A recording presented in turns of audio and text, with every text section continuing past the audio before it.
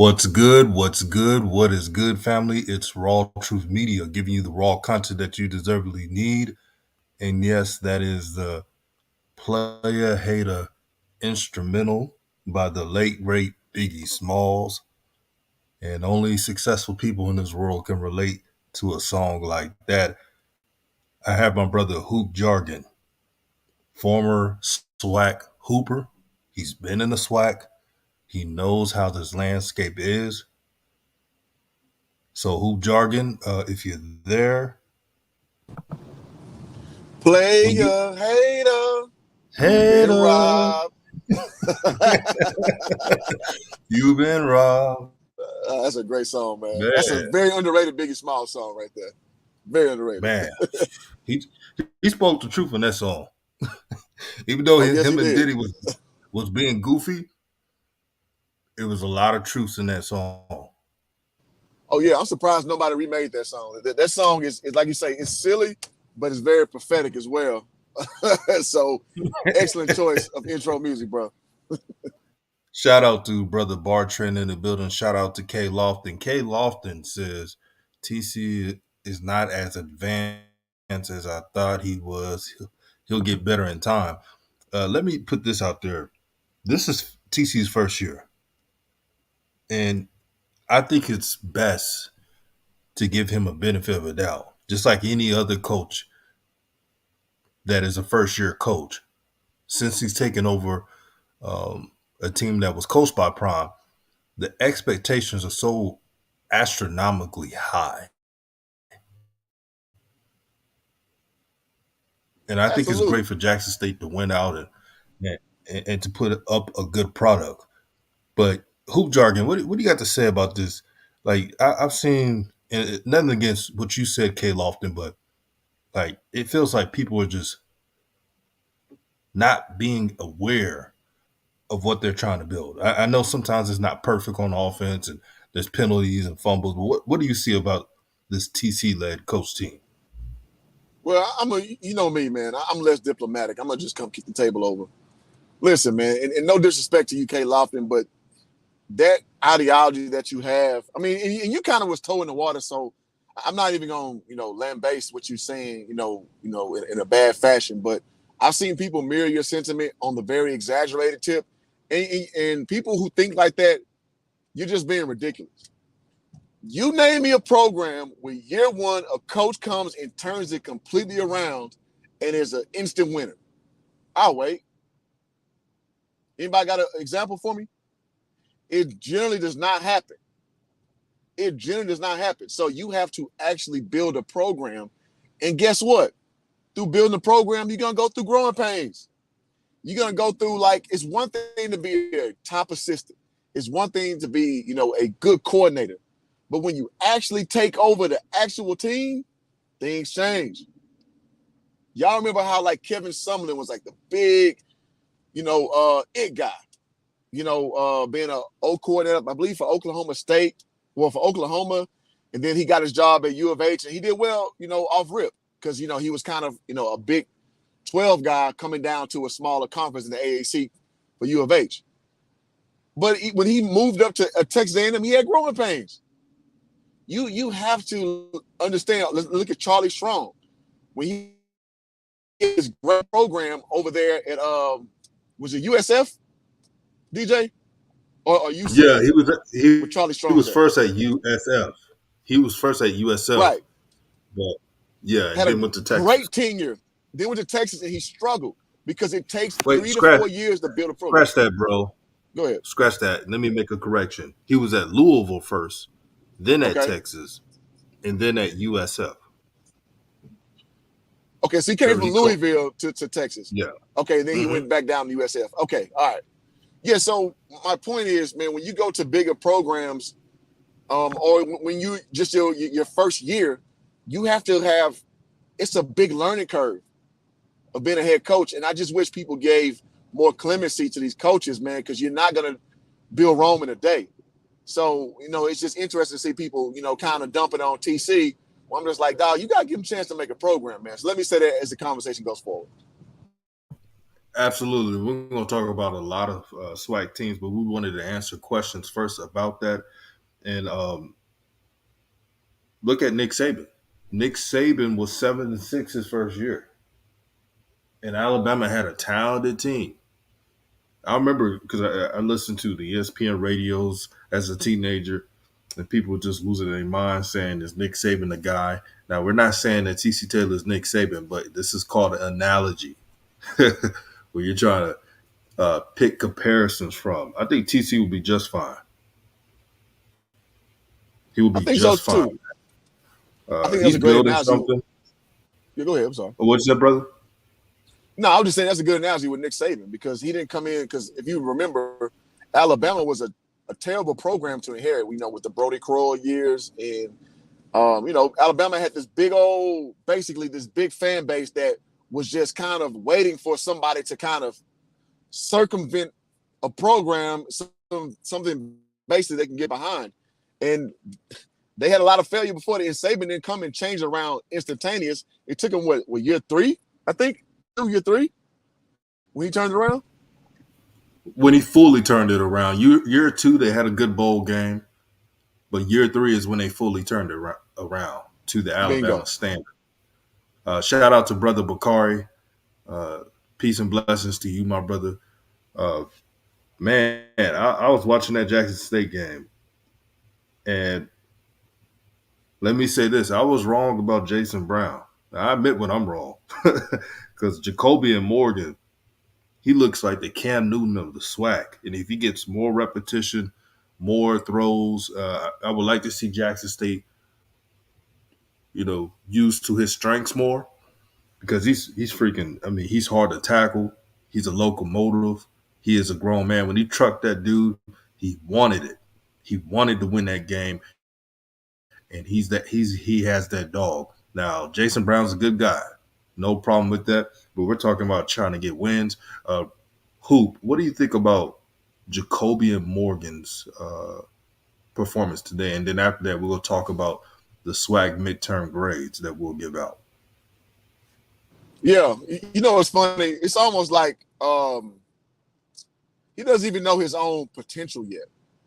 And I say that because that very play that you referenced, when he trucked old buddy, he didn't really accelerate after that. He kind of jogged into the end zone. It's almost like, oh, I did that. And then he kind of just jogged into the end zone. And you saw that safety, I believe. He ain't want none of that action. He looked like Red Daddy on Friday. Like, you want some of this old man? No. So, that's what it looked like to me. Oh, y'all run that back. Tell me if I'm lying. he got multiple years of eligibility as well. Look out. I'm telling you now, Jackson State fans, if you're listening, if Jacoby and Morgan gains steam and improves like I think he's going to improve, it's going to be a problem next year. But in closing to that part, if TC can find a way to win the rest of the games, a shout out to B Fresh. He said the offense looked efficient. Jay Morgan needs to have better accuracy. That is true. In the deep ball, that's our quarterback. He just looks like the future. And the great thing about the Jackson State quarterback room, Zion McDonald's good too. They got a lot of depth. Philip Short is talented. And then they got another quarterback from Louisville, Texas. I think it's Terrell. I don't know his full name, but he's very talented. Yeah, I mean, that's cool. But, like I said in my stream early and often, it's like when you got two quarterbacks, you got no quarterbacks. So at some point, pecking order has to be established. And I think what we saw from Morgan, man, he just looked good beside his deep ball. His deep ball was awful. He seems to overthrow guys 2 or 3 yards at a time. And just not – he doesn't have that feel yet. But listen, me as the realist, what can you expect from a guy getting his first start? Everybody doesn't swim like a duck to water.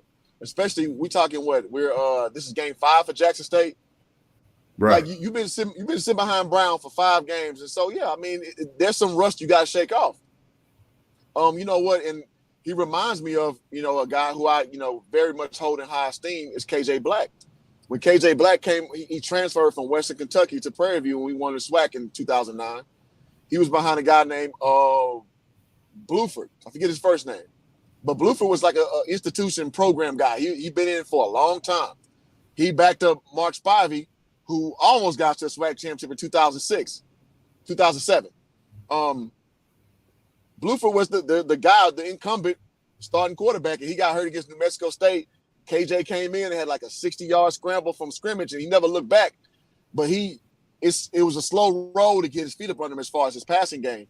So I saw some of the things I saw in KJ, I saw in Morgan, because he just got that ability to just kind of understand the pressure, and do like it. Maybe it's impromptu, maybe it's a play that you called, but that quarterback draw and take off downfield and with a full head of steam. And I think there's not a lot of quarterbacks who can do that. And so I think that's one of the best things I saw in him, that he has an ability to, even though he's learning still, the position, he can improvise and he can, rack off, big games where you're not hurting the team. You need, work on that deep ball. Let me say that as we go forward.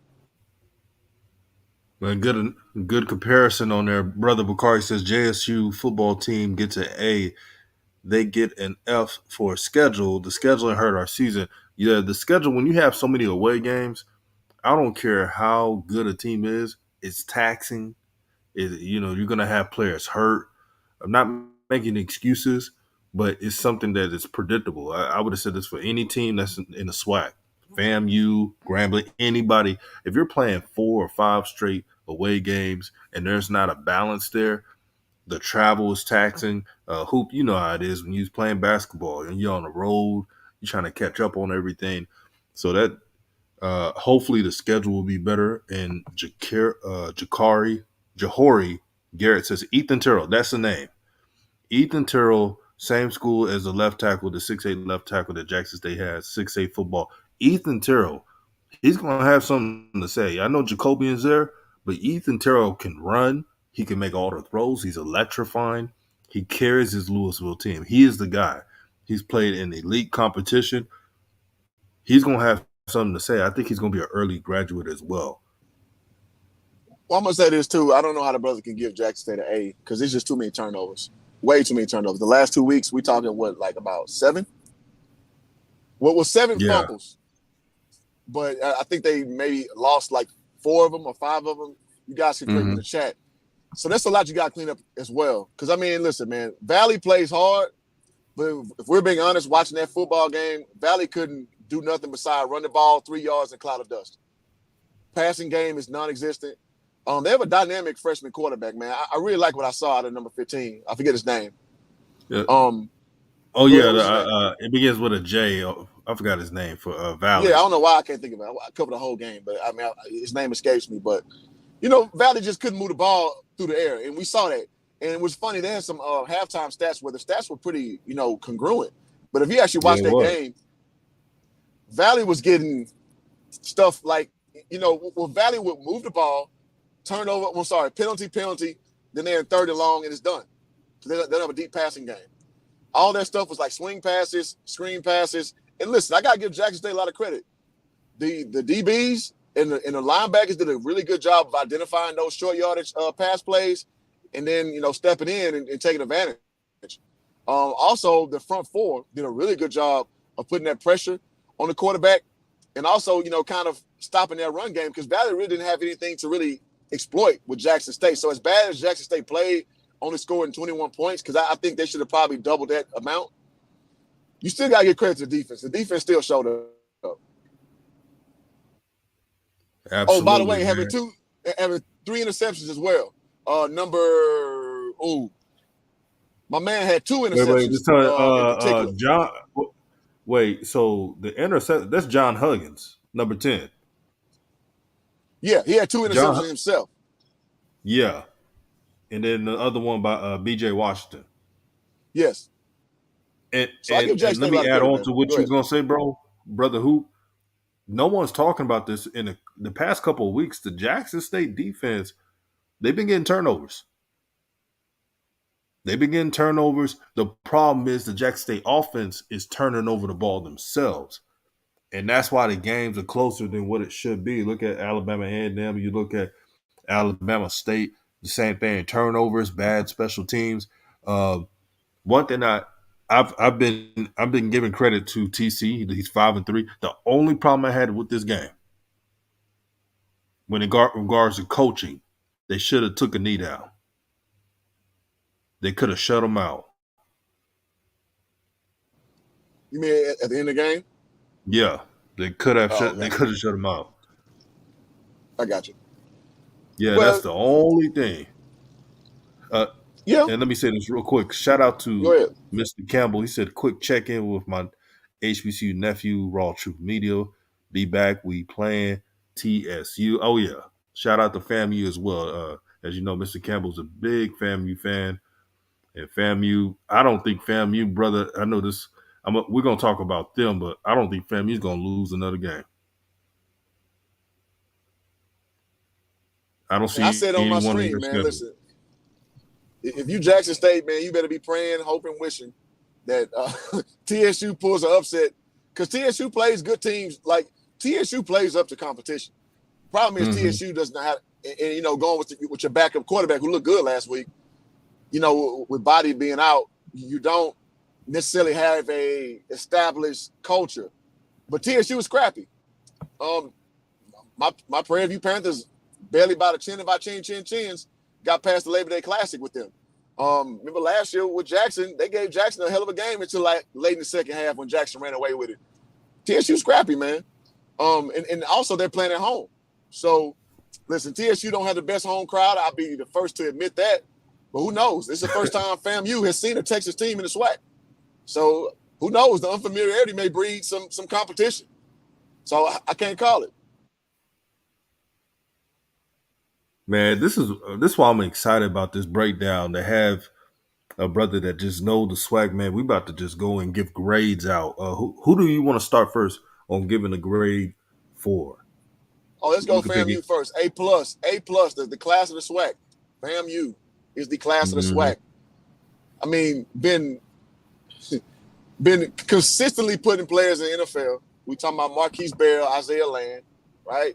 Willie Simmons again. One of my buddies, man, KJ Black, coach, former coach at FAMU, former quarterback at Prairie View, current coach at for the Rams. He's a assistant quarterbacks coach for the Rams. He always told me, don't bet against Willie Simmons, man. So I'm gonna listen to smart people. So Willie Simmons is, since his tenure playing, coaching for Prairie View, he's shown consistency at FAMU. And now it just so happened you ran against the Coach Prime buzzsaw, but now that burden isn't there anymore. Can you tell me anybody who you see that can actually beat these guys on paper? I know you got to play it on the field, so that's what I'm saying. I give TSU a puncher's chance. But can you see anybody that's really going to challenge FAMU? No, I don't see it. PV could, if PV plays like PV standard and play a clean game, maybe. I don't even see that. Alabama A&M, they're the one team that's they're on the rise right now. They're 4-3. The offense with Langford is clicking right now, and that game's not a given. At the end of the day, it goes to FAMU. If FAMU just plays a consistent game, they don't have to be world beaters. They have a great defense, have a attacking defensive line. They played that. They're named the Cloud defense for a reason. They smother you. Yep. They have DBs that are just pesk. That last game against Bethune, I know Bethune is 1-6, but it's a rivalry game. You don't know how these rivalry games could be, and Bethune is a lot better than their record. A lot of these games that Bethune has lost have been close games. Texas Southern, they lost 34-31. They lost to Alabama State 19-14. Jackson State was a close one, 22-16. You see what I'm saying, bro? That could be a trap game at the end of the year. This has been Bethune Cookman's identity for like a few years now. This is who they've been for a while now. It's not an easy out. They just don't have the personnel to finish games off. And I was watching Bethune and Southern play about an hour ago, and they win the game. They win the game. they just can't finish out drives. And so, yeah, I mean, when you consider, how much how competitive, a school like Bethune Cookman is, yeah, there's somebody to highlight in your schedule, even though that their record doesn't, it doesn't it doesn't mirror that spirit that Bethune Cookman really has. I gotta say that. Yeah, that's true right there. And I agree with you. A plus plus plus plus for FAMU. And I don't want to hear about, oh, they could have lost this game or they weren't up to par. When you're getting wins in the conference and there's nothing a team can do, that's an A plus. Absolutely, The fact that absolutely, the only thing we can say about FAMU, if they're on their game, that's when you know you're talented and that you're winning a lot. But yeah, I don't see FAMU absolutely. just. I'm not trying to be heaping so much praise on FAMU. I don't see them losing the game. Shout out to McGee. He Facts. said, DJ, salute, man. Yeah, So the I don't see next family team, using it at all. Yeah, go ahead. Let's do it. oh no, not at all. Next one, I'm gonna go with Alabama A&M. What grade did you give Alabama A&M to 4-3? Yeah, 4-3, sitting 2-2 in SWAC currently, right? Let me see. I believe that they're 2-2 because it's In like a this, logjam at 2-2 amongst the SWAC East. I'm driving, so I don't have my cheat sheet in front of me yeah, right now. they're I'm just two and going off two in the memory. SWAC. Yeah, They're 2-2 in the SWAC. listen, man, Coach Maynard. Listen, another guy who he gonna come chippy. Brown's first year, the spring season. Some people count, some people don't. He won the SWAC that year. I think as of right now, I give him a good B. Sitting right there in basically not in the SWAC East is like if you're not Florida A&M, you have a real shot because it's pretty much mirroring what's going on in the West. Like you can have a loss and still be in the competition. As of this year, right now, if you got an L, it's done because FAMU's there. So I got Alabama A&M with a good old B right now. Winning the games they're supposed to win, treading water. And that's pretty much expectation from a coach man or coach team. Alabama A&M, you got them at a B. I have them at a B minus. Only because they couldn't find their starting quarterback, which one, and they're playing musical chairs with it. I know they had a great win versus Grambling State last week, but I'm gonna give them a B minus. That's trending up. That can turn into a possibly B plus. But if I'm Alabama A&M, I'm starting Xavier Lang for the rest of the season. And score update: Texas Southern is winning. We was talking about family not losing. As soon as we talk about that, Texas Southern just scored 7-0 Texas Southern over FAMU. Well, I told you I give them a puncher's chance. I give TSU a puncher's chance. Now from the first quarter to the end of the game, that's a whole nother story. But as it stands right now, that sounds good. And I think that's a very astute point. When you move past an Akil Glass, how do you replace that? And a lot of Mm-hmm. programs really struggle replacing, top tier talent. And that's why I'm not really tripping off TC. Listen, man, you can say what you want to say about Prime. Shador Sanders is a hell of a guy to replace. So TC has the non-popular task to we talking about what that quarterback room is like 4 deep, right? So he kind of whittled it down to two. Yes, 4D. It's a tough task, man. It's a tough task, bro. So he gets my respect. And so yeah, with Coach Maynard to replace Nikhil Glass, that's easier said than done, man. And let me point this out. Texas, not Texas Southern, but Alabama A&M's running back, Donovan Eaglin, he's got to be the most underrated running back in the SWAC. Nobody talks about him enough. He averages 5+ yards per carry. He has 400+ yards rushing, 4 touchdowns, and he could get 1,000 yards a season if he had some strong games. I think he'll probably have 800 plus. But for a passing That's fair. team like Alabama A&M, that's damn good right there. No, that's fair. Most people talk about the passing game with TSU, obviously with Quaydarius Davis, who's kind of been having up and down production. Obviously talking about Andrew Body and his backup right now. Did TSU get a throwing touchdown? Check. Let me check right now.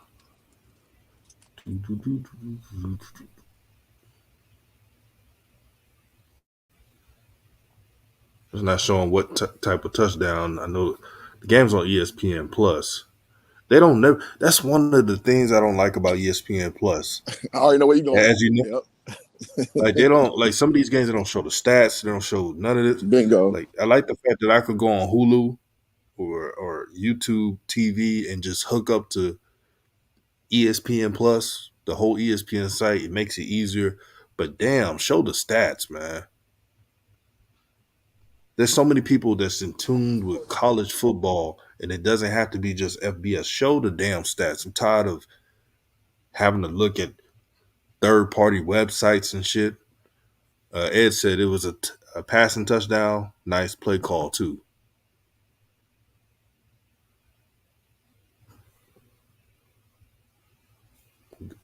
Let me see. Roderick says TC did a hell of a job refilling the cupboards. What do you mean by that? I don't even know what he mean by that. Yeah, what's the So the Cobblers? What's that? next I don't know what that team, is. That may be some brother, new term the kids using. Cobblers. all right. Shoot, let me. Oh shoot, let me change. So the next team, Southern, Jackson State's rival Southern. What grade would you give them? So Southern sitting at 2-2 as well in the SWAC West, correct? You might as well don't have to put. I'm going off memory here. I'm over here in Crenshaw getting some barbecue, man. If Two y'all and know in two. LA, it's hard to get some good barbecue. I found a spot. No, they're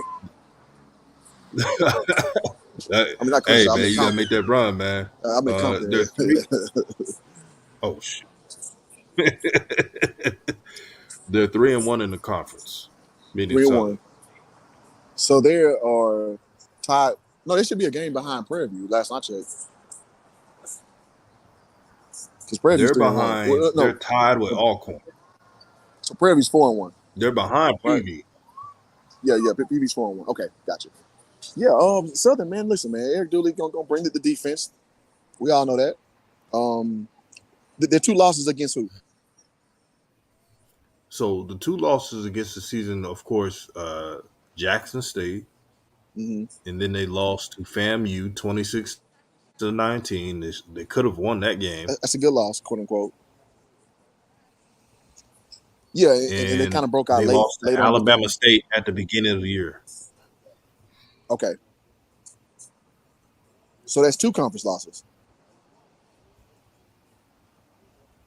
Yeah, that's two conference losses. Okay, I thought you said that was 3-1. Okay, I was a little confused. No, they're three Okay, and yeah, one in the conference. They only lost. You know what? They only lost to teams in the SWAC East: got you. Okay, I Alabama got that. State, Jackson State, and FAMU. They have not Yeah, lost a game in the SWAC West. got you.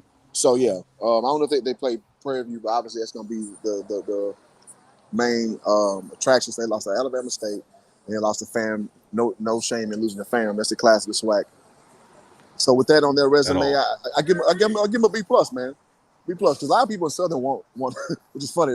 They want Dooley gone, and it's almost like what you'll see congruently amongst Southern, Jackson, Grambling, Prairie View. It's like people want perfection, and that don't exist. So if we gonna deal in that realm, yeah, give them a B plus, man. For No. me, I'll, You lost two games. A B, B. It may not be in the West, oh man, but you you still just lost read two my SWAC mind because games. I was gonna put him as a Yeah, B. You already answered, but I'm gonna give him a B. just because the offense is not to the level that I thought it should be. I'm gonna have to put it at B. And there's a lot of games to play. But since they have not lost a SWAC West game, they lost all their games against SWAC East opponents, where it could have went a different way. I'm gonna give Southern a B, and that's being real respectful right now.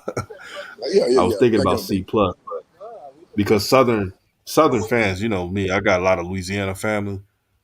Like the Southern fans, they got high expectations, so Absolutely. they may grade their team as a C minus, even though they're in the thick of it of the SWAC West. Of course. Shout out to Israel Carey. He said they better leave Dooley alone. I think Dooley's Man, dude, a doing good coach. a A good good job. coach. People like to hate Dooley, man. I don't know You what's know that how all it is about, when you man. lose to Jackson State, dog. When you lose to Jackson State, it's like when Southern fans lose to Jackson State, they think it's the season's over. It's all hell broke Right, loose. right. It's weird when you kind of see it. The And next, yeah, go ahead, DJ. You got it.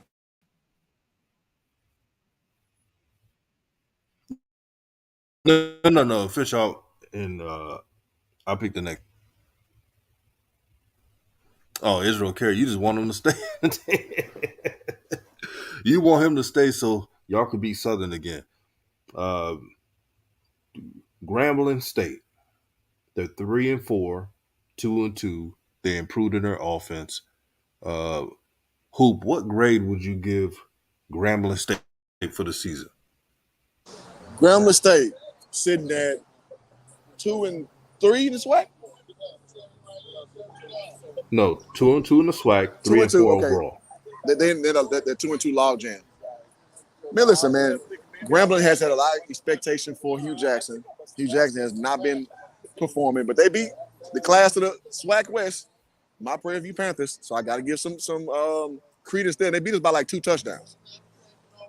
And this is a game that Prairie View has been dominating, man. And it's so funny. It's almost I want to have a tear to my eye because growing up, the Labor Day. I'm sorry, the State Fair Classic. Grambling beats our breaks in. Like I remember my senior year, Bruce Eugene beat us 70-7. I remember that vividly. But as of recent history, we've been dominating them, and Hugh Jackson got a big win against us. So that with this overall record with that 2-2 log jam, I'm gonna put Southern. I'm sorry, I'm gonna put Grambling at B minus. They come up the hill, that they're in striking distance, and this is what people wanted from Hugh Jackson, man. So I'm gonna give them that. 500, 3-4. And even though their offense is what you call more appealing with the new G5 offense coached by Tony Hull, I'm going to give Grambling 3-4. And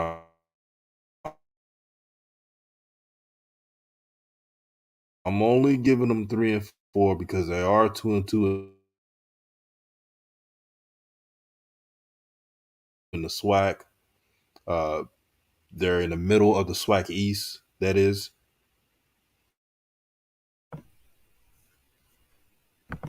Christopher Duke says everybody was beating y'all. Yeah, you talking about Prairie And View? who about Yeah, you talking absolutely. about? Yeah. Oh, absolutely. I mean, we had no scholarships. I mean, what they call it, the death sentence. Not named SMU. When we had 10 years with no scholarships. So yeah, absolutely. When we started getting them scholarships, guess what happened? Started getting them dubs. Man, Started the getting that late nice 90s stadium. for PV was trash, bro. Man, it was trash. They was having walk-ons playing. Shit, trash is not is stated nicely. The next team, Alabama State, the Mr. You Ain't Swack, Eddie Robinson Jr., no relation. What grade do you give their brother in this team? What grade did I give who? Alabama State, Mr. You Ain't Swack, Eddie Robinson Jr., no relation. Listen, beating Jackson at Jackson doing homecoming, I got to give you credit. I do. Because Eddie Robinson is a swag lifer. He's swag born and bred. I didn't like what he said about Prime, but I mean, hey, it's not about what hoop jargon like. It's about reality. I thought that was a big victory. Um, they're sitting right now. We're in conference again, 2-2. Yep. 2-2. Yeah, in their log jam, 2-2 in the Swac East. B. Give him a B. I'm gonna leave right there. B. So overall, Alabama State's 3-3. They make the quarterback change, and the offense for Alabama State looks a lot better. Uh, the quarterback Stewart seems to be um, having a command of the offense, command of the huddle. The players trust him. The and it said that Musa threw a pick. As soon as we just hyped up FAMU and said that they should not lose another game, Musa throwing picks now. But let It's me still early. digress. It's still early. It's still early. Let me Let's run it now. digress. So Damon Stewart has been leading his team on and off the field. You already know Alabama State has a ferocious defense. Their defense is as good as anybody in the FCS. They win games off their defense. The only reason why I'm giving Alabama State a B because they didn't make the quarterback change earlier, and it hurts me to say this because D. Davis is an H-Town brother, and I root for all H-Town brothers to do well. But if you're not playing well, another quarterback has to come in. And the fact that Alabama State lost to a D2 team in Miles, and we know that Miles is a good team in the D2 level, but still, you got to beat your D2 teams. I would have had it higher than a B, but that alone, I'm just going to have to leave it with a B.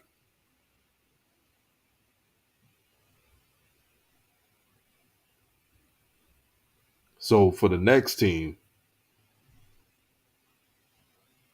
that's going to be interesting. PV, Prairie View A&M, hoop jargon, your alma mater. What grade do you give PV? Hold on 1 second. Go ahead and give yours. I'm paying for my barbecue real quick. Oh yeah, handle business on that. So I'm gonna give the grade for PV for myself. PV's 3-4, but they're 3-1 in the SWAC, and they had that one loss against Grambling State. Grambling State beat them by double uh, digit points.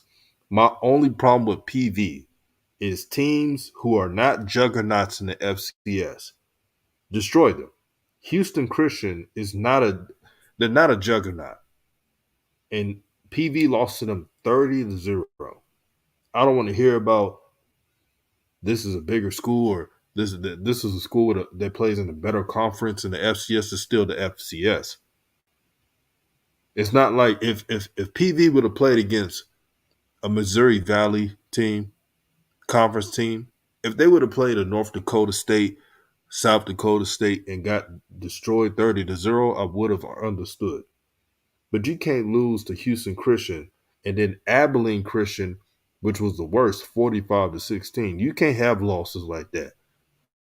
I could forgive a SMU loss, even though it's 69-0, but it's a money game. And SMU is thrashing teams right now. I could forgive that. But if they would have had better showings against Houston Christian and Abilene Christian, I would have given PV a B plus. But I cannot give PV a B plus just because they're handling SWAC games for the most part. I'm going to give PV a B minus. Okay. Well, I'll say this, man. I understand where that grade comes from. It's frustrating because we played Houston Christian, formerly Houston Baptist, 2 years ago. We beat them on their own stadium. No, actually, we beat them at home. We beat them pretty good. And then we got toe up last one. And I'm the king of backstories. One of my former athletes, Carl Reynolds, he's the lead receiver for Houston Christian University. He was my last kid I had in middle school coaching in Houston. So I talked to him just yesterday. I was like, man, y'all do Prairie View like that. He's like, man, we should have done them worse.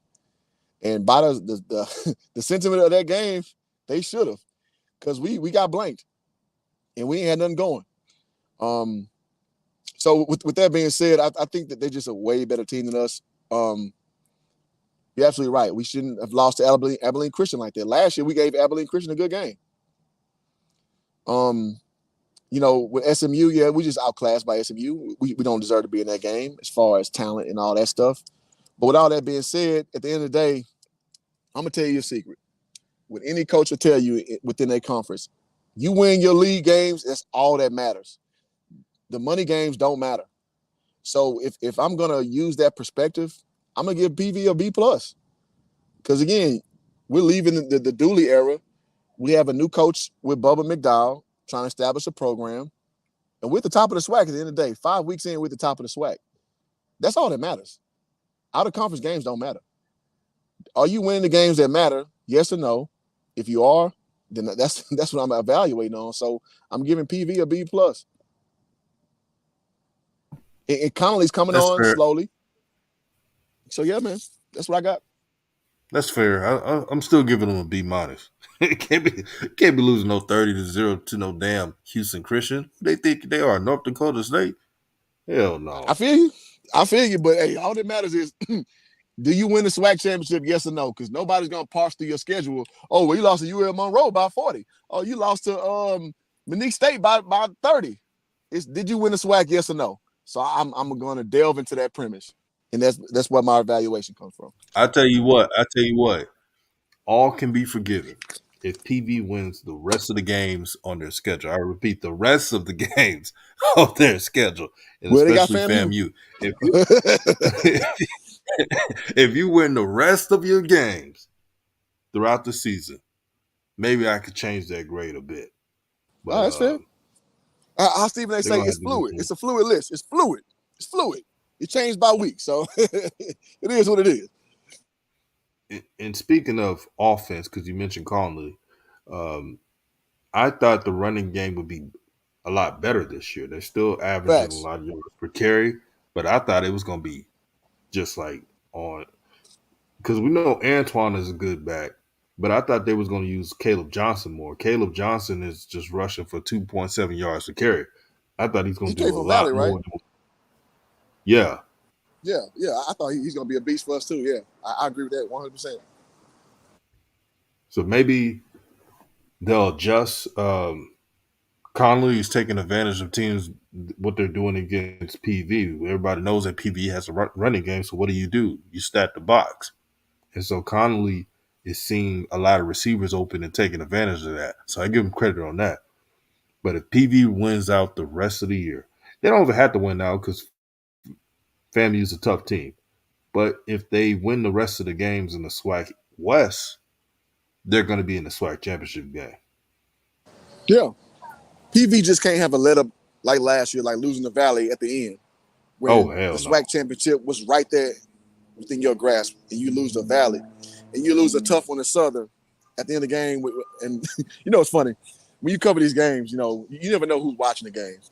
And one of the family members, one of the receivers he dropped a wide open touchdown pass.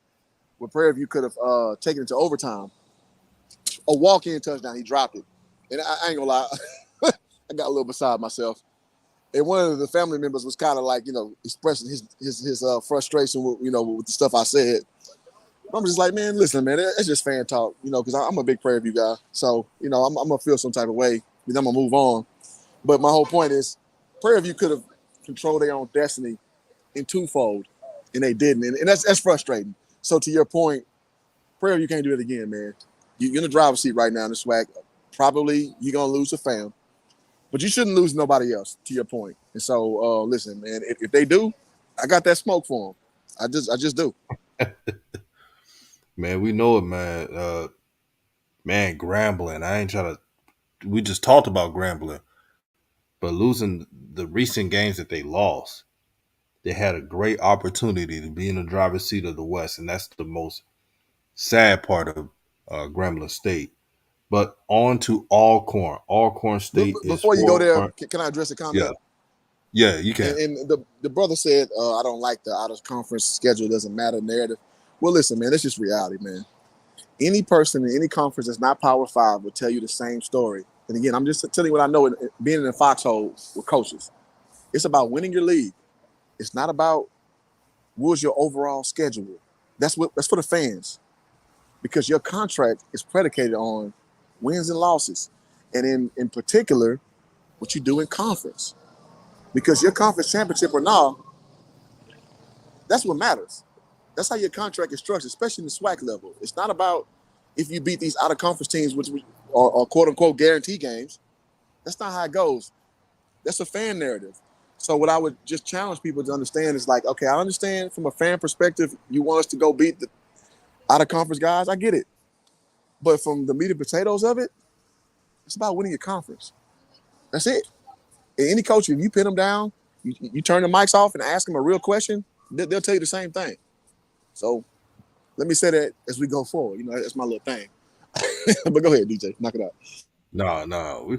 What this platform does is it gives a voice to everyone. we'll let you. Yeah, that's fair. We'll let any. Yeah, we'll let anyone have a second take, third take. I know there's a show called First Take, but this is a multi-take show, and that's what we do. Um, Now I'm gonna save the Jackson State one for last. Alcorn State, they're 4-3 overall. They're 3-1 in the conference, and they're tied for second place with Southern in the SWAC West. What grade do you give Alcorn State? I don't know why. I just like Alcorn. I like what they do. I like them being a groundhouse type of program. And you guys who don't know all the SWAC landscape, one of the worst campuses on the SWAC. Them in Valley, the worst two, in my opinion. I like what they do. They stay competitive. They stay bringing that smoke to whoever that smoke to be brought to. Now they lost to my Panthers. Cool. I like what they are. So we look at them, like you say, 3-1 in conference, sitting at the second tier behind Prairie View. I know I'm giving B's all over the place, but shit, I gotta give Alcorn State a B plus. B plus. They win the games Looking they're at supposed to win consistently. Yeah, you know what? You do have a point. I'm gonna tell you why, bro.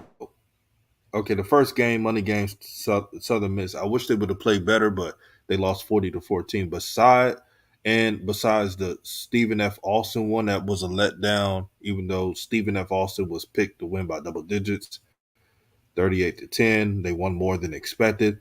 But going forward, they lost to. I mean, they won against McNeese State, 17-3. They lost to PV, but only by a field goal. They beat Alabama State, that beat Jackson State this year. They beat Grambling by a point. They beat Alcorn. I mean, they beat Arkansas Pine Bluff 31-7. I know they're a rebuilding team, but still. So they're handling the games they're supposed to win, and those three losses was against teams they were not picked to win. So I'm going to give Alcorn State a B minus trending only because some of the games could have been losses. The Grambling game could have been losses. Uh, the Alabama State game could have been a loss. And, but I like Alcorn State. I love the running backs they have. Howard is a beast of a running back. Um, the transfer from Louisiana Tech, Aaron Allen, he only has 2 interceptions this year, 7 touchdowns. Coach McNair is one of the best coaches, not only in the SWAC, but all of HBCUs. But what you think about that grade I gave him? I think it's fair. I think it's fair. I just give. We talking Alcorn State, right? Yeah, Alcorn State. Yeah. So they won the out of conference, and some people hold such a high premium on that. Cool. But again, I just care about SWAC competition. And Alcorn win the games they're supposed to win. And again, I give them a B plus. They're a shade under us. If we're being frank. And let me see the games that Alcorn got love. So But they lost to us though. At the end of the day, has they lost to finally. us. That's why I told Grambling. I'm like, man, Grambling, you needed to hold weight. You needed to handle your business because losing those games the way Grambling did, that was a blessing in disguise for PV. Since FAMU next week, FAMU is a SWAC East opponent. You lose to them, that's not really going to do anything. And Go, PV go could say it win the again. rest of since FAMU is part of the SWAC East side of the division. If PV loses to FAMU, it's not going to affect the SWAC West conference standings. Yeah, that's fast. So they're in the driver's seat. But Alcorn, it's tough as nails, man. Even when the Dion led Jackson State teams, every time they played Alcorn, it was a tough game. It was a physical game. Those two matchups were closer than most of the games in the SWAC. So the next team, hmm, I did Alabama State. How about we're gonna talk about the losing teams now? Mississippi Valley State. What grade do you give them? Oh, hold on, I'm still at the barbecue thing. Go ahead, roll out, bro. Okay. Yeah, let the brother eat. Let me read some of these comments first. Roderick Spriggan says Texas Southern missed a cheap shot field goal off goalpost. Got to take advantage of it. Uh, Ed says Texas Southern is playing with their food. FAMU gonna come back. They are. When you play against a FAMU, if you don't take advantage of the opportunities that you have, if you don't make your field goals, limit the turnovers, a great team like FAMU is going to come back and win without a shadow of a doubt. So I wonder if the Texas Southern players, if they realize when you play a perfect game or try to, this could change the fortune of your program. You win against FAMU. This will help with recruiting. Andrew Body is not playing this year because he had that injury. So he comes back to a team that's motivated. It could do wonders if he beat a team like FAMU. Look at Alabama State. And even though Jackson State is not like the past 2 years, I guarantee you, Alabama State beating Jackson State has transformed that program. Now they got a little pep on their step. The players are motivated. The players at Alabama State think they can beat everybody now. And if they win more games than expected, meaning Alabama State, that's going to be that's going to be due to the Jackson State win and the momentum that it caused it. Michael Jones says, yes, it will. The game will count in the West standings. If PV loses to FAMU and Alcorn wins out, Alcorn goes to the SWAC. Is that how it goes, my brother? What would you Y'all let say me if know in the if, comments. He if PV said lose that to fan what? it's going to count. And if Alcorn wins out, it's going to count. If Alcorn wins out, it counts. Like if PV loses to FAMU Mm-hmm. and Alcorn wins out, Mm-hmm. then Alcorn goes to the SWAC championship game. That's what Michael Jones was pointing out. I guess. I mean, because that would mean in conference wise, Prairie View has 2 losses, Alcorn has 1. But the head to head, Prairie View wins. Yeah, I wonder how that shakes out. It's going to be interesting. Very interesting. Well, we're going to see. We We're gonna going to see. see. And I want y'all to do me one favor. Hit the like button. That's Yes, the sir. first part.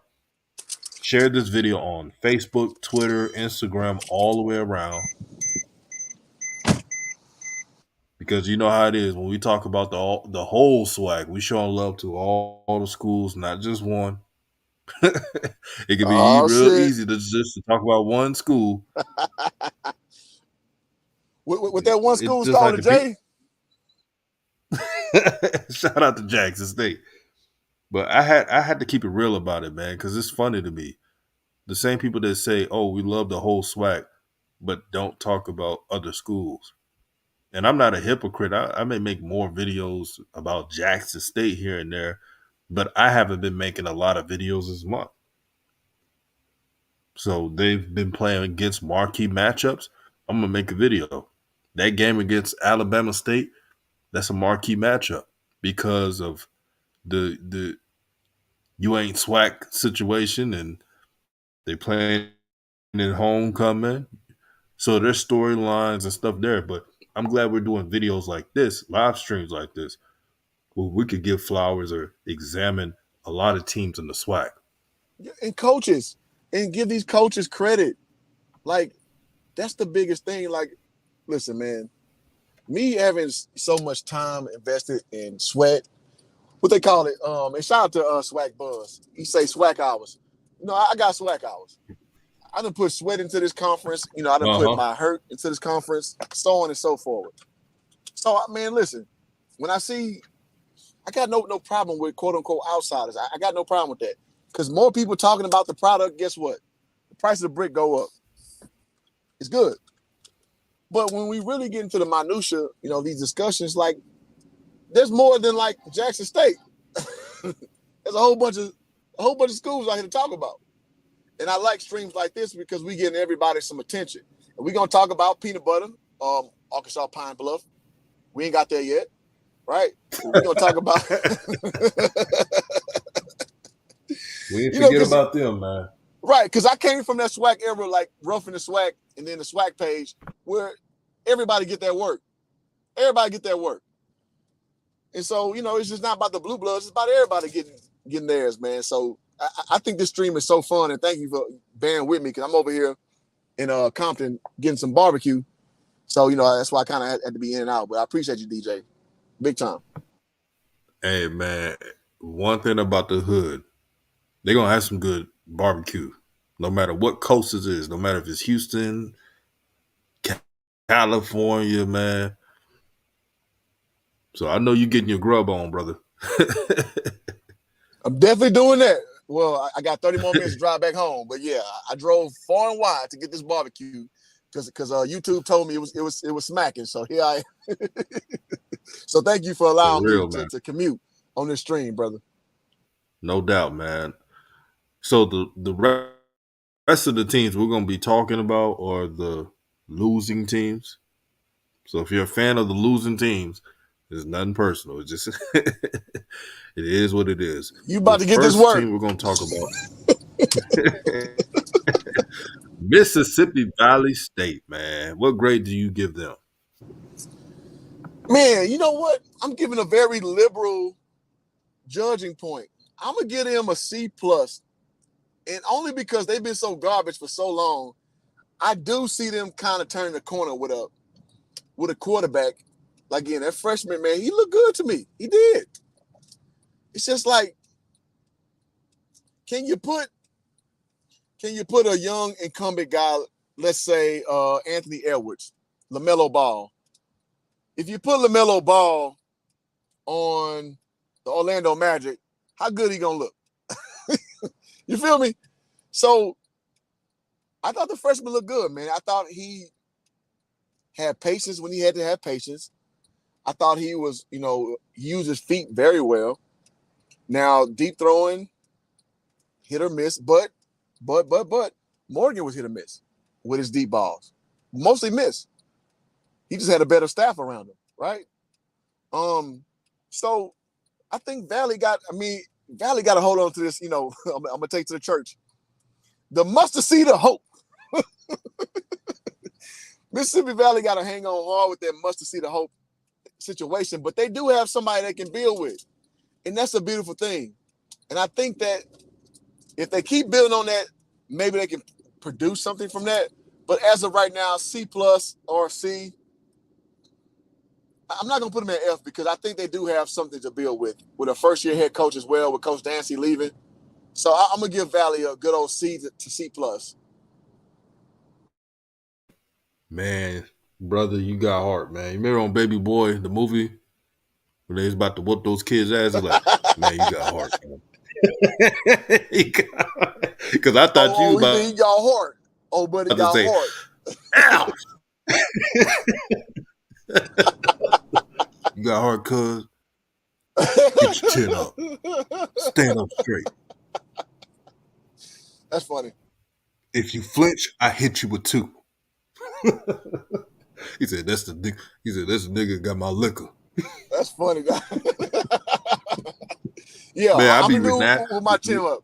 I'm gonna do with my chin up, bro.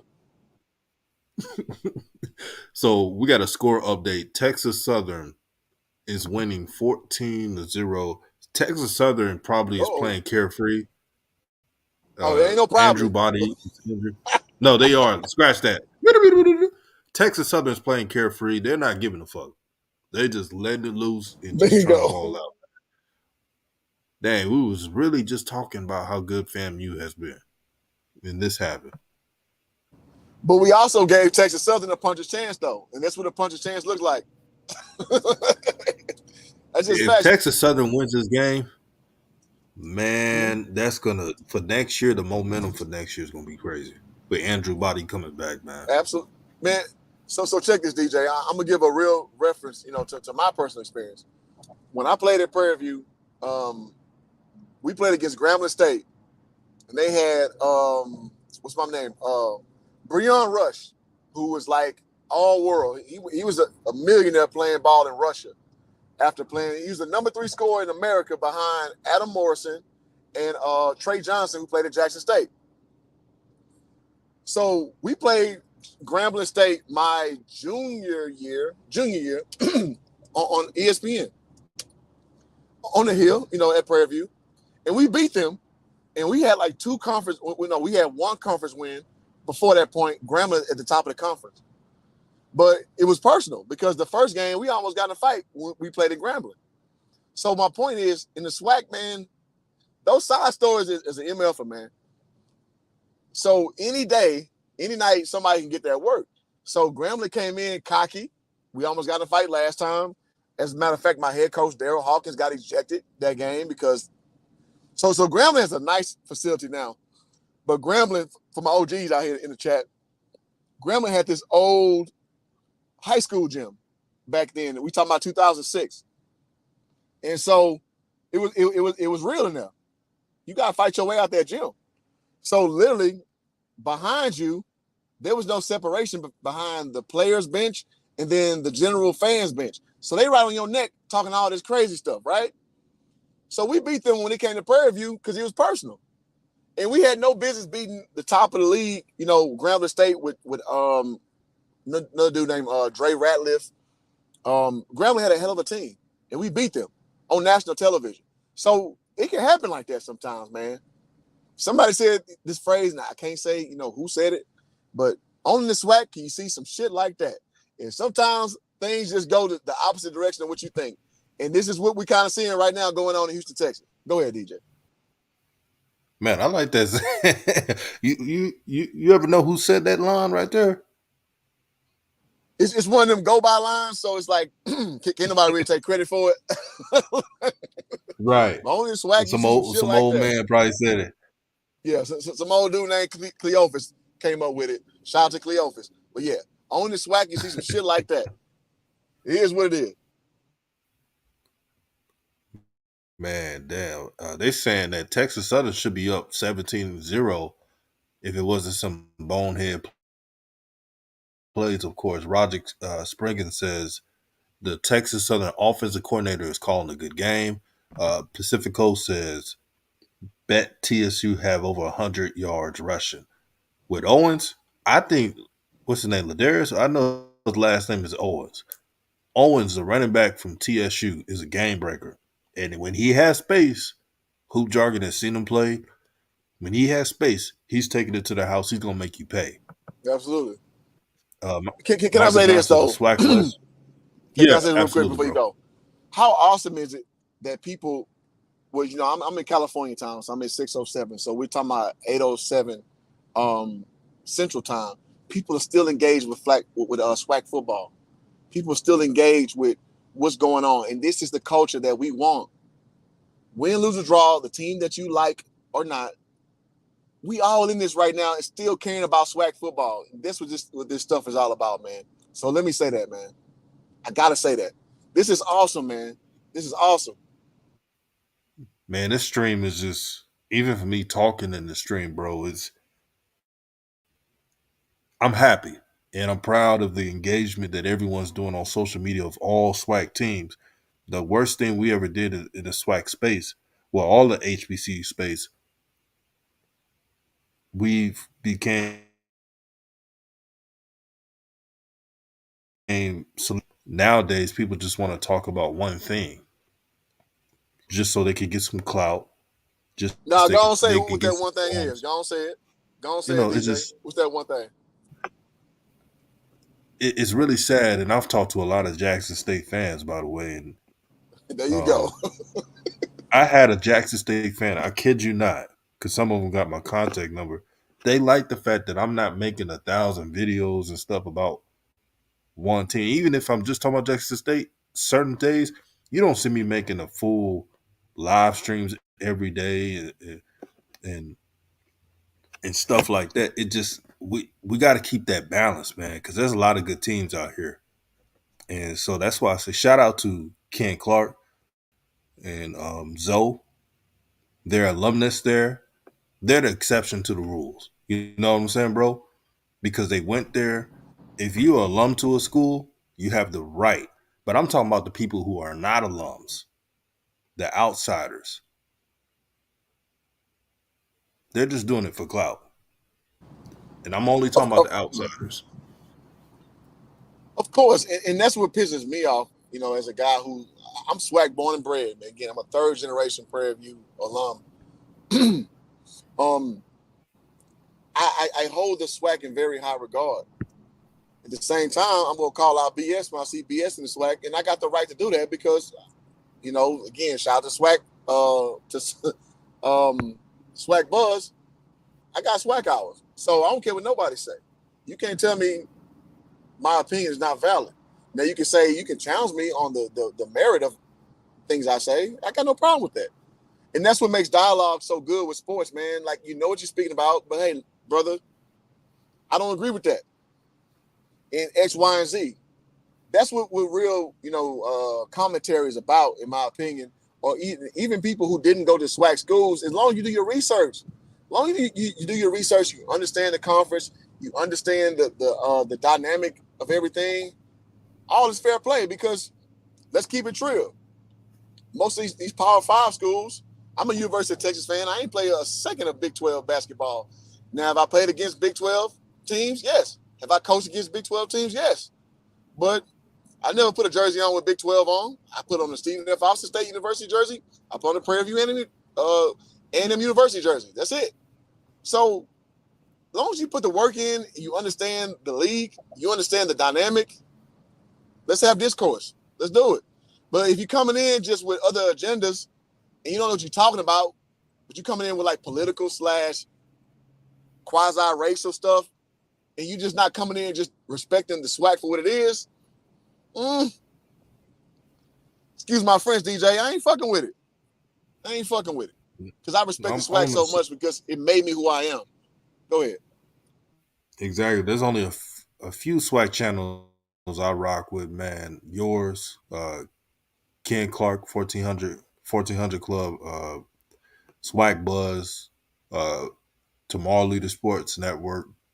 Uh, Absolutely. I love his channel. I Yeah. mean, yeah, he breaks it down really well. The Blitz City podcast, Kobe. I always Yep. say Kobe's one of the nicest people in this space. I always say nobody should be mad at Kobe. That's my saying. But he does a great job, man. Even I got to give a shout out to the Blue Bloods because I'm gonna tell you this: the Blue Bloods is a professional, Yeah, I like and them too. even though he's not black, he's always professional, and I respect Mm-hmm. professionalism. Right. Um, Between the game sports. Swack and the My boy food Will. between the game Swacking the sports. fool. I was just about to say it, my Mm-hmm. brother, and I hope you listen to right now. Between the game sports has an underrated channel. I hope everyone that's listening here is subscribing to his channel as well. Um, I'm trying. I hope I don't leave any. Swac and the Fool. They funny, man. Yeah, They I like love the them swag. too. They I do like their Swag and trash Fool. talking. Yeah. Swag and the Fool. Um, she loves thee. I know people. I know people that would try to get into debates or stuff with her, but she loves thee. She's passionate, and I respect anyone that's passionate and love their school. Even if you may No disagree, comment. I love the fact that she loves you. Uh, I I'm know gonna be y'all quiet. too, but in my opinion, and that's why Hoop No Jargon's on comment. the street, man. He know. Hey, okay, let me say this. I don't have nothing negative towards her. My whole thing is if the most of the stuff come out your mouth, it's like we ain't got this, we ain't got that. It'll never be fixed, in my opinion. That plight will never be satiated. It will never be that thirst will never be quenched. And I just, I I, just kind of and I say eke at this, that a little man. bit. I respect you for doing that because I know you got a different opinion. But yeah, man, shout out to She Loves Z. All the people Salute. I Doc mentioned, Holliday, Jeff man. Doc Lightsley, Holliday, Jeff HBCU Overdrive, Doc man. Holliday. Yeah, absolutely. That's my boy, man. Yes, man. I should have said that earlier. Yeah, shout out to Doc Holliday and HBC Overdrive. Um, Jeff Lightsley. I know people get mad when he talks about Colorado and stuff, but here's the thing: the same people who saying that. Now, I don't make Colorado videos, but the same people that's judging Jeff Lightsley doing that, they're talking about Colorado and they're talking about them negatively. So you're doing the same thing. It's hypocrisy. If y'all ain't Yep. seeing it, I don't know what it is. How are we supposed to move HBCUs in the future and worry about HBCUs? And we're talking about what a previous coach has done. Right. For the most part, the actual Jackson State fans, they're moved on. It's again, it's the outsiders that's stroking the flame to get clicks and clout. That's all it is, bro. Well, I'm gonna say this. Again, and I want to say this. No smoke to She Loves B. I just, I from an ideological standpoint, we have our differences. It is what it is. But salute to her, man. Like, listen to black content creators. Like, you don't have to agree with me. You don't have to be congruent with hoop jargon. Listen, I got swag hours. I understand the swag well, but I'll endorse She Love D. Like, no problem. It's just fundamentally we may have some differences. But to your point, going forward, yeah, like there's a lot of cats who just don't understand the conference, but they try to placate, these narratives that are black and entrenched. It's just like, but do you really know what the SWAC is, though? Or you just kind of placate to SWAC? I mean, to Jackson State alum, because listen, I'm gonna give y'all the cheat code. Jackson State alum patronize this space the best. Y'all come to streams, y'all go to games. So I give Jackson State fans a lot of Mm-hmm. credit, even though y'all delusional as hell in a lot of ways. Hoop Jargon said that it's not DJ talking. This is me. It's Hoop Jargon talking. But I give y'all a lot of credit because y'all actually put yourself out there. Y'all come out there, y'all support these streams, and I give y'all a lot of credit for that. Right, wrong, and different. That's what makes this thing go. So I wish more, alum of other HBCUs would be more like y'all. I got to be real. So it's just funny, to watch though that some people who take y'all's, your passion and your, influence and try to turn it somewhere else. And that's just interesting to watch. I'm just like, good luck with that. Good luck with that. Because I'm here, DJ here, Between the Game Sports here, Tomorrow Learners TLC channel, and so on and so forth. We here for the right reason. We are. We just are. And nobody can challenge me as far as, what I've put into the SWAC and what I've done and what I understand. Let's do it. We can talk about it. But I'm here for the right reason because I want this brand that is the Southwestern Athletic Conference, rather. I want us to be at the top. Now, it's going to be a hell of a hill to climb. But ultimately speaking, we've made a lot of progress. And I think we should appreciate that as we go forward. Man, that's well said. And see, to remind people, hoop jargon is played in swag. So if he says I don't like this or that, it's just he was an athlete. It was a rival, and some of you understand it. So I'm glad that hoop jargon has that perspective. There's a lot of great content creators out here, man. It's a bunch of them, and doing it for the right reasons. My advice for those who are seeking content, especially in this space, always follow the things that's going forward. Never follow the things that's going backwards. That's a Talk bar, to man. him. Talk to him. that's that's a Talk to bar, him. God man. Let me dog it. simmer on that. When you follow things that was last year and things in the past to try to FAMU scored a touchdown, they Texas Southern's going to wish they didn't do that. They're going to wish they didn't do that because now What Texas Southern that's do? all FAMU needs. Oh, Unless just give a Texas touchdown Southern up. just goes in yep, they give up a touchdown. Unless Texas Southern just go on another run and scoring points, which I don't see happening. That's going to be tough.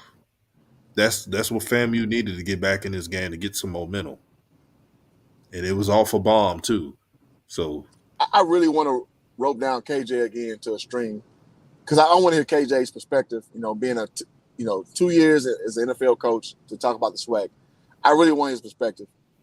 I also want to get Anton Sewell back on the stream because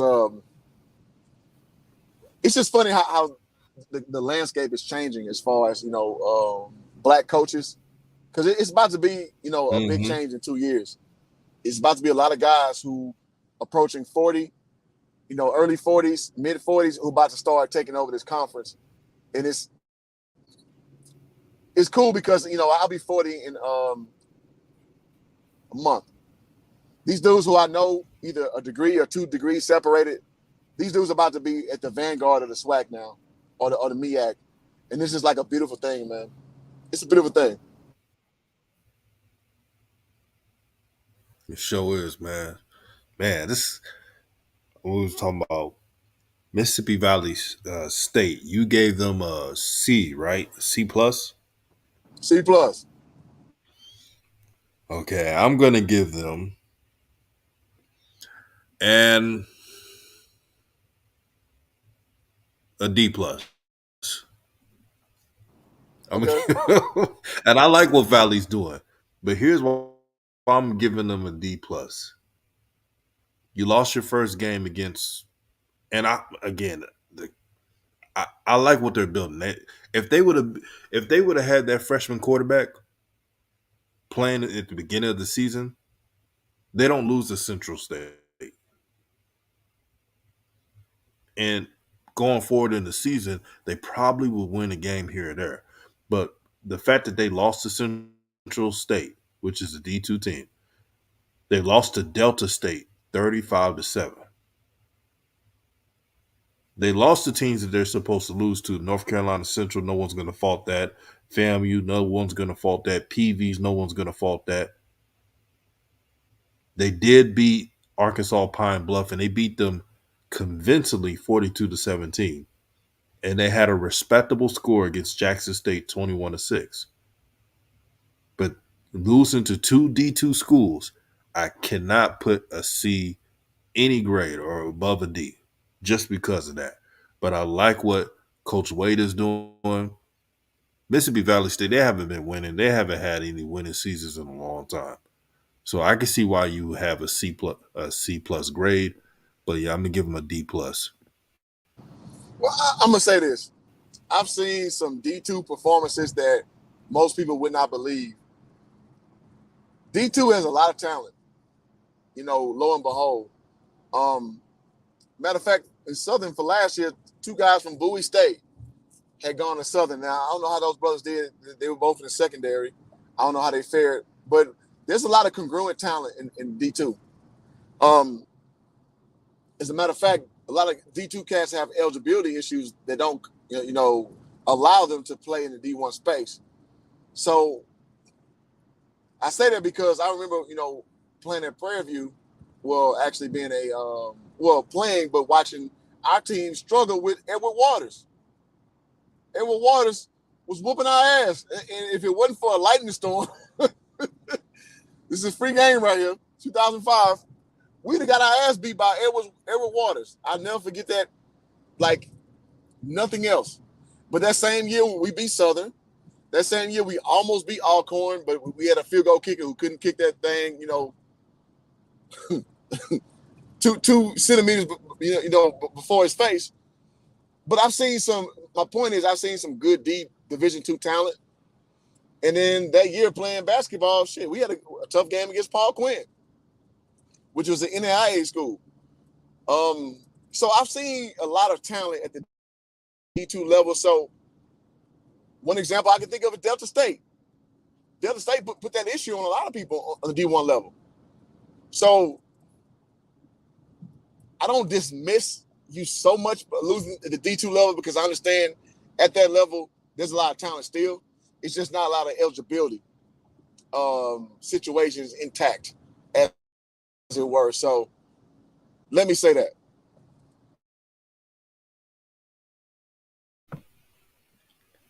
And that's called the perspective of hoop jargon.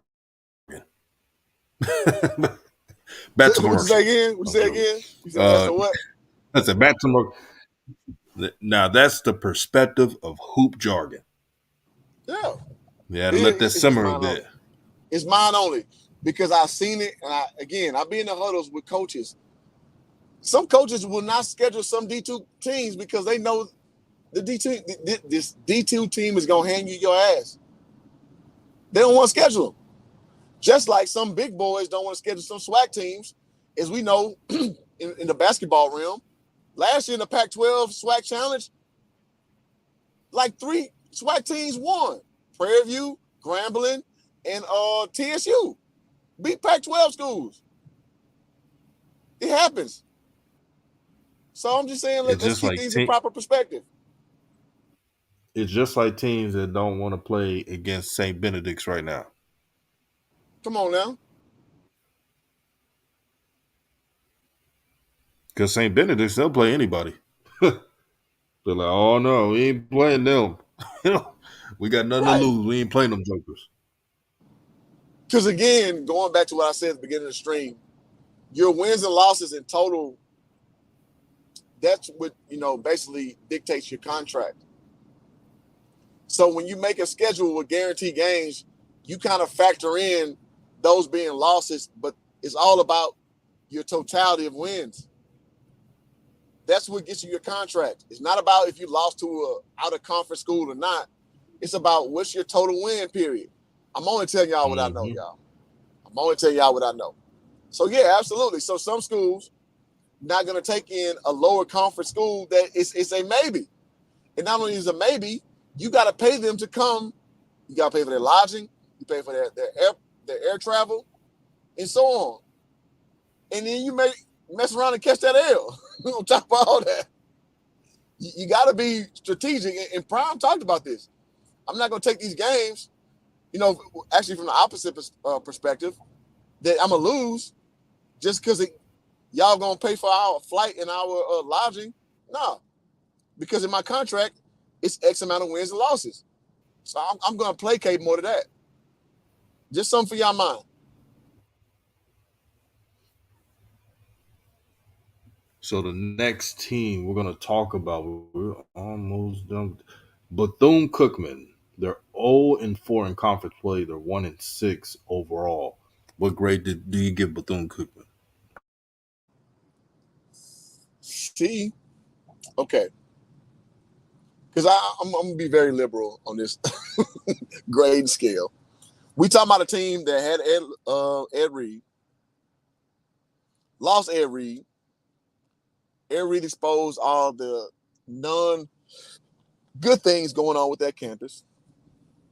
So now you have, what's called discord or dysfunction. And being 0-3, but playing close games. I watched them play against Southern today. They played a good game. I'm going to give them a C-. Now, some people going to give them an F. I'm going to give C- because with all those things considered, they've actually been a pretty upstanding program, and they should be like getting blown out 70-0 based on that pedigree. So I'm gonna give them a C minus.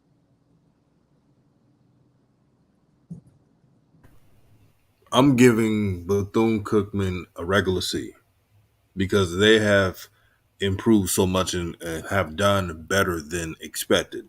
Now they're I going to changed say, mine well, to a C. Okay, I go a C too. I go a C as well. A C. they're going to tell me, they're going to be like, DJ, why would you give Mississippi Valley State D a D plus, but Bethune a C? Well, here's the thing: they played in more closer games than Mississippi Valley State. That is a fact. The only games that Mississippi Valley State has been blown out in is Power Five money games. They lost to Memphis 56-14. They lost to Miami 48-7. But besides that, now they got the Savannah State game. They won that 31-6.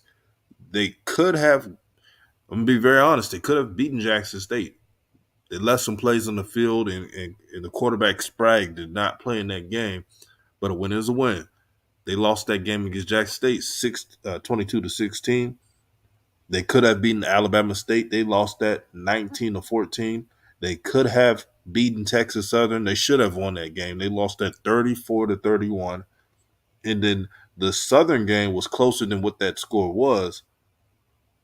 The score at the end of the game is 28-18 Southern. So it a coin flip. It could have went either way with Bethune, and those who know football understands that. Now that's real, and that's been kind of Bethune's, MO for like the last 3 years. Almost shoulda, coulda, woulda. And listen, man, and that's why I made a video about a month ago. I said like, good losses do exist. They do. And you know what I call a few of my coaching friends to make sure I'm not, because I always want to make sure I'm not being out of pocket when I make a statement. So before I make a video, I call my coaching friends and see what they think, because I can say something that may be overzealous, but I'm just saying with college Division I coaches will co-sign. Now you can't say it in open space because you don't want your kids to have a losing mentality, but they are good. There's a such thing called good losses, just as there's such thing called bad wins. So you can barely beat a team you should beat the snot out of, right? So with that being said, yeah, I think over the past 2 years, Bethune has amassed a collection of good losses, just like Valley. Good losses. To me, in my opinion, all things considered, today was a good loss for Valley. You got a freshman quarterback. You got a suspect offensive line. You got a new coaching staff. Like, what do you really expect? So, again, I know that it sounds a little bit, off, as it were, but that's the thing. So I'm with you, bro. Like, I give Bethune that same grade because Bethune has the ability to step past that once they get some stability in their program. And again, with the Ed Reed fiasco off and on, and I don't even know who the hell that coach is now.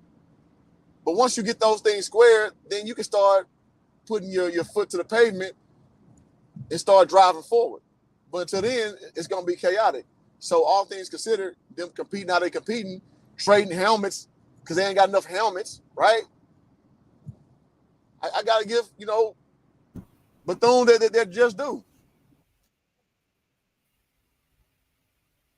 Yeah, they deserve that C grade. I don't care what anyone says. Anybody that's having close games like that, you're playing above the roster time. You're playing above, man. They the fact that they're close in these games just shows the improvement that team has. Next team, Texas Southern. Now they playing against FAMU right now. What grade do you give Texas Southern? Texas Southern, same thing. I give them a C. I mean, I'm giving nobody an F. I'm going to give you an F or D if you had all this talent and you're not capitalized on talent. And from top to bottom, I don't see nobody in the Swac this year who is a culprit of that. So yeah, I give TSU a C as well. I mean, again, Andrew Body going down, had a great game last week, and right now having a current good game. You're fighting, almost beating Prairie View. You should have beaten Prairie View. We came back and won, at the last little tenth of an inch at the end. So yeah, I give TSU a C, man. Listen, that's what happens when you have a depleted roster. Your star quarterback goes down. This is what happens. Now I wish that again Quay Darius Davis was doing more work because he did work against Prairie View. I think he had 100 some odd yards, had a touchdown. He ain't really done shit since then. So it makes me Yeah, wonder. he But lit it yeah, up against TV. he lived against Prairie View. So I give him, I give Texas Southern good OC.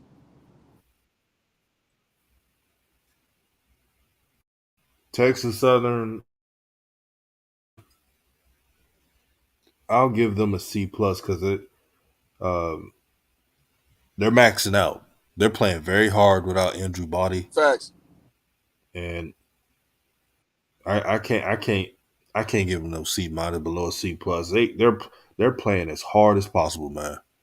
And like Hoop Jarkin says, I'm gonna be fair with you. If you're playing above your talent, even if you don't win the games, they really impressed me with the win against Bethune. They could have went either way. They played PV very tough. Could have won that game. Should have won that game, but lost in overtime. So a C plus, man. Just because of effort, and they got Southern next week, meaning Texas Southern. So Southern, this is the way that Texas Southern's playing right now. They'll overlook. Do not overlook them. If you do, you're gonna be like FAMU right now. Now FAMU can still win that game, but I like the heart of this team. That's facts. We're gonna do Hard is Jackson kind of. State last. All right, let's Oh, do what it. you said, bro? No, I'm saying hard is immeasurable. It's hard to kind of put a stock in heart, but it's also easy to acknowledge a team that's playing with heart. And I think that that's what Texas Southern is because again, you have so many expectations with Andrew Body. He takes a knee, as it were, for the season. And salute to him, man. I mean, you know your body, no pun intended. So you got to understand like where you stand. And now in this new era, you can play like 16 years of eligibility. So I mean, why not maximize on it? That's All these true. dudes, 26, 27 years old, still in college. Salute to y'all. I wish I had that same clemency. That's all I'm saying. Go ahead. But I wouldn't be in college that long. I mean, the longest I would be in college, like if I'm 24 or something, but unless I'm working on a master's program or something. That's the only thing. You're right. And Hoop Jargon, this is a side note. This is a side note I'm about to say. For those who are listening that's thinking about transferring, get your degree first so you can have 2 degrees. Why they don't do that? Like you can get your degree early, then you transfer. Don't transfer when you're a freshman and you're barely getting playing time and you're not the automatic starter. Some dumb shit. Be Yeah, smart with the transfers. yeah. So I think the transfer portal is a great check and balance. So to your point, yeah, I'm with that line of thinking that transfer like don't be like a of a JJ man. Just because things ain't going your way and just leave. I think that they need to shore that up, and I'm sure they will. But because I mean, listen, man, playing college sports is tough. It's tough. You know, I'm preaching to the choir. Like my first year, I walked on at Stephen F. Austin State University. I left midway through the year after we played University of Texas, and I went home. And I came back as a regular student. I went to junior college 2 years, and then I got my scholarship at Prairie View. You know what I'm saying? And I've been through the rigors of changing programs. And what I'm saying is, I had to. What I could have done is left Stephen F. Austin and went straight to Southern University. But what happened? I'm just telling you guys, my personal story. Ben Jobe was the coach at Southern at the time, older coach. and Ben Jobe was about to get fired. We talking about 2003. So when my coach at the time, my assistant coach Rennie Bailey, he went to La Tech University. He played with Karl Malone at La Tech, and Coach Bailey put me down with Southern. So I was supposed to transfer to Southern. Like that was my plan. Because the movie Drumline had just come out, so I was like big on going to HBCU at the time. And at the time, I contacted the wrong Southern. I contacted Suno with Southern University at New Orleans. And what's funny? So here's a sidebar. These coaches at these lower schools don't know what the hell they're doing, because I'm a Division I kid who was going to transfer. I thought Southern University was in New Orleans. I didn't know it was in Baton Rouge. So I was willing to come to Suno, not even knowing it was the right school. But he's like, well, I don't know, man. You got some film? Yeah. And then I was just like, I'm 18, 19 years old. I don't know what the hell I'm talking about. Like, I don't know, I guess. So I figured out that's the wrong school. I called Southern in Baton Rouge, and the assistant coach like, man, Coach Bailey endorsed you? Oh, yeah, man, man, we'd love to have you. What, you 6'7", 200 pounds? Oh, you this, that? Yeah, we'd love to have you. But and he told me implicitly, he was like, man, well, Coach Jobe is about to get fired, so I don't know if I have a job, so I don't know if I can bring you on. But the real Southern University was willing to take me, right? It's just having more competence. So it just was funny, in my own personal situation where I could have ended up at Southern University, but I ended up going, to JUCO because Coach Ben Jobe got fired. And then, I was kind of hanging the balance, so I went to JUCO, and then only to get a scholarship at Prairie View. So, if things went differently, it could have been your boy Hoop Jargon talking about that mustard, that mustard yellow, been a Southern Jag. It could have been that.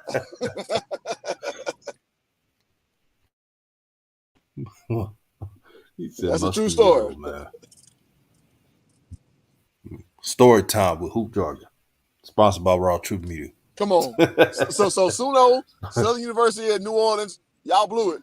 Because y'all had a Division I kid, and y'all program was not succinct enough to understand that a kid was going to leave Stephen F. Austin to come to your program sight unseen, and y'all dropped the ball because I ain't know, right hand to the man, I thought Southern University was in New Orleans. That's just facts. He's in Baton Rouge, brother. I know now. Brother. Back then. All right. Second. Shout out to Boozy and Wavy. Last team we'll talk about. UAPB. What grade do you feel they deserve? Peanut butter right there in the D sector where they belong. Peanut butter is what peanut butter deserve to be. I'm sorry if y'all have been to UAPB. It's a sad campus. I'm sorry, y'all who are UAPB alum. Right in that D sector, sitting at 0-3 at the bottom of the conference, where they are very comfortable to be. So I'm gonna give them boys a good old D. Maybe they can turn it around. I can't call it. I've not seen anything to be optimistic. They lost their homecoming today. They got their ass whooped today for homecoming. So I don't see nothing to change my opinion. So I got them at a good old D. And that's being very liberal, being very optimistic. I like the coaching hire. If it was for just the coaching hire and what they could do, I give the coaching hire a regular B, because I think Alonzo Hampton has a bright future, but the team, they just don't have the talent, man. Overall, the team is UAPB. I'll give it a D plus. Okay. I'm full of shit. I'm full of shit for it, but I gotta give UAPB a B plus. I'm saying all like nice thing about the coaching staff, etc., but I'm still gonna give them. So they went there, but with Valley a D plus. I didn't do a F. I didn't do that, but No, they I got a ain't D get no else plus, out. man. And better luck next. Better luck next year. Better next decade. But yeah, Peanut butter, y'all ain't about to do nothing, man. Peanut butter, Shout out to y'all gonna be at the UAPB, bottom for a man. long Shout out time. to you. Nah, Sorry, y'all. man, you ruthless, man. Come on, they gonna have a winning season sometime in the future. Yeah, decade out. I mean, cause let's be real. You added two more teams to the conference. We know that Bethune Cookman is gonna be on the uprise. We know that FAM is gonna be on the uprise. We know Southern's gonna be Southern. We know Gramblin's gonna be Grambling. We know that Jackson State eventually gonna get back to Jackson State. Grambling's gonna be Grambling. They got to fight with who? Texas Southern. Who can they fight with to really excel like that? Valley. The have not game is real, man. The have not game is real, and peanut butter is a have not. Sorry, How the hell you give them a better grade than I do, but you give you I said don't know. something you said something more worse about UAP. You're right. I probably need to alter Yeah, that. that's funny. Shout out to UAPB and last but not least, Jackson State, the Tigers. Uh-oh. What grade do you give them? Woo. This is interesting because Jackson State coming out of being the class of the SWAC through Coach Prime. We all know this, and right now a good football team, not a great one. Doesn't really have an offensive identity. A first year head coach. Woo. Where do I grade Jackson State? Sitting right now at 3-2, right? DJ? So right now they're 5-2 overall. No, 5-3 overall, 5-3, 3-2 in and conference, right? 32 in conference. Yes. Yeah. Jackson State. Woo. It's almost funny. If you asked me this question in the morning, I'd have a different answer to I have right now. But since I seen they got a quarterback right now in Morgan, they have an identity. I'm gonna go based on expectation. I'm gonna go B. Jackson State gets a B. First year head coach. Defense looks nice and stout. TC is kind of getting his legs up under him, kind of making a big decision, going with the quarterback against what the starting quarterback was with Brown. I give Jack State a B. Yeah, let's say a B. That's actually good, man. Because um, you could you could go back and talk about turnovers. There's too many turnovers. Yeah, Special absolutely, teams, even absolutely. though it's better this game than the past, special teams was horrendous. Um, but since they found their quarterback, and since the defense has been causing turnovers and they're trending up, I got to go with a B as well. And they're like, well, DJ, what about the? They're improving right now. The last few games, even the Alabama State game, if they didn't have those dumb turnovers, that's not even a Yeah, game. that's a Jackson dub. State beats Alabama State, and nobody's talking about woulda, coulda, shoulda, and all this stuff because Facts. everybody's getting on TC and saying he need to do this and do that, but all this is rectified if the players hold on to the ball and not giving away possessions. Facts. That's beyond coach. Did you know against Alabama State, Jackson State turned over the ball 3 times last week? You said against Alabama State. What now? Yeah, last week. Mm-hmm. In this game against um,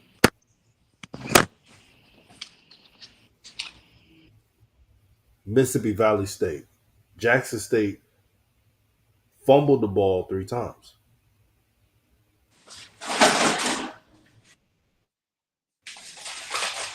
In the week before the Alabama State game, the Alabama A&M game, Jackson State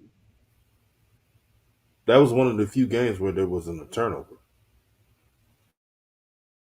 and they put 45 points. So the analytics tell you when Jackson State does not turn over the ball, they're going to score points.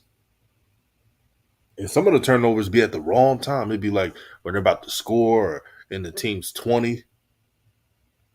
If Jackson State improves this much in turnovers, they'll win out the rest of the games.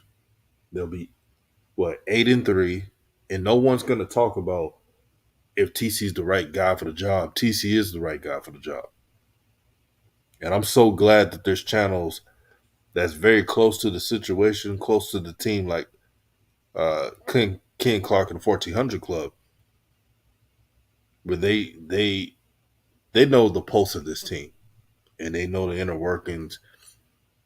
I'd rather listen to that than those who. What do you think about like certain people are overreacting with TC Taylor? I think TC Taylor is doing a standard good job for a first year coach. I'm judging him by a first year coach standard. Yeah, you know my answer. My answer is you cannot you can't overjudge a coach with the wrong metric. You got to understand that it takes a coach about 3 years to develop a program. That's average. Now, some above and below, yes. But when people are trying to, hold TC to this unrealistic, standard, I have issues with that. And also, I gotta say it. I know people don't like this. When you hold Prime to an unrealistic standard, you gotta understand that what you guys saw was that's not typical. You're not gonna see that again. More likely than not. So if you just give people a fair one, all is well in the world. So TC deserves a fair one. He's only 5 games in, and some people are just ready to throw the baby out with the bathwater. It's me personally, I just find that goofy. I find that goofy, BJ. Give him a chance to show what he is, man. Agreed. Agreed. I'm telling you, I'm rooting for TC even more because if he went out the rest of the games and he's 8-3, then finally the people who are the naysayers could understand that. Of course, everything's not going to be perfect right away, and certain people are going to get mad that they're not playing and stuff. You know how it is. Yeah. He's trying to create a team under his image, no one else's, his image. Yep. But any last words before we roll out, my brother? Because I know you got that barbecue you want to eat. Oh yeah, I just got home. Yes, sir. About to take the bad boy to the heat and let the heat take over. No, it's just like, man, listen. Any coach will tell you, man, if you're gonna get fired, do it what? Do it your way. Because the last thing you want to do is get fired trying to placate to other people, trying to tell you what to do with your program. So I respect every head coach that ever takes the whistle and say, you know what, I'll be the head coach. Because a lot of dudes who Joe, I can tell you first, are scared to be head coaches. And they'll make every excuse in the book why they want to apply to be a head coach. Because it all falls on you. Some coaches are cool with just being the scapegoat guy. Oh, well, you're there, the assistant coach. And then they cool with being the assistant coach. To actually take the whistle and be the guy, you get all the respect in the world from me. So when I see people over-evaluate first-year head coaches, I'm like, you don't understand. You don't understand. Mm-hmm. So listen, man, for these head coaches, first-year coach at Valley, first-year coach with TC, second-year coach with Bubba McDowell, just respect what these dudes doing out here, man. Respect what they doing out here. Bethune-Cookman, first-year coach, having that shit. Respect what's going on out here. Dooley, year 2 with the program. Like, you got these guys who are new guys with this program. Willie Simmons, this is year like 3 or 4 with fam? He know what he's Mm-hmm. doing. And that's why he looks how he looks. Hugh Jackson, year 2? That's why it looks how it looks. So just respect what these guys are doing out here, man. Because listen, man, we all here for the same reason. We here to observe SWAC football. But don't be so overzealous that you don't understand how every program in America deals with is. It takes about 3 years to build a program. I'll leave you with that. Thank y'all for listening. No doubt, man. It's Raw Truth Media giving you the raw content that you deservedly need. We need to do more streams like this, brother, man. Whether it's basketball, football, just let me know when you're available, man. Hell yeah. No doubt, man. Y'all have a blessed day, and we out. Peace.